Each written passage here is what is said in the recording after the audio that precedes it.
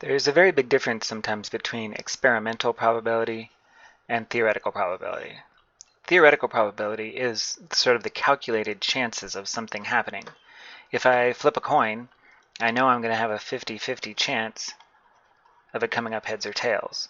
If I flip a coin 100 times, then in theory I should have 50 times when I get heads and 50 times when I get tails.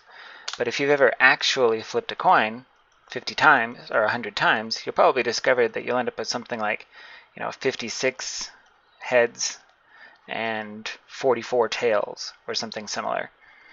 Maybe it's the other way around. In fact, I have a friend who did this and had to flip it 200 times, and she came up with 138 heads and something like, what was the other, 62 tails. I think that was pretty close to what she got, and her comment was that that was way out of the realm of probability.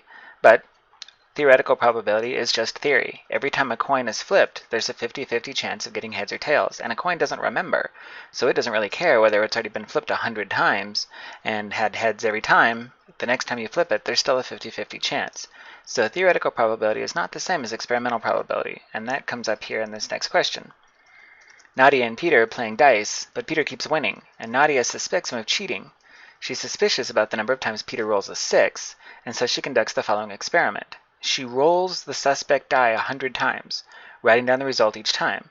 The results are, and they're given here in this long list of numbers. The question is, if we organize the data in a table, if we determine how many times 6 come up, will we see that it's come up an unreasonable number of times?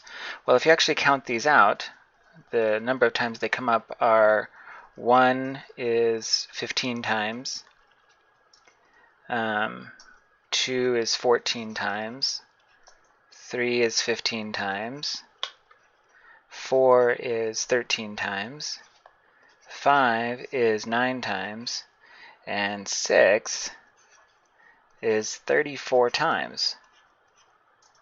So based on what we know about probability, we should assume if this is a regular die, that every number should have a 1 in 6 chance of coming up every time.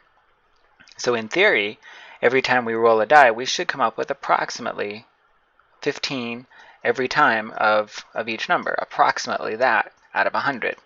Since 6 was coming up 34 times, that obviously is way out of the range of probability.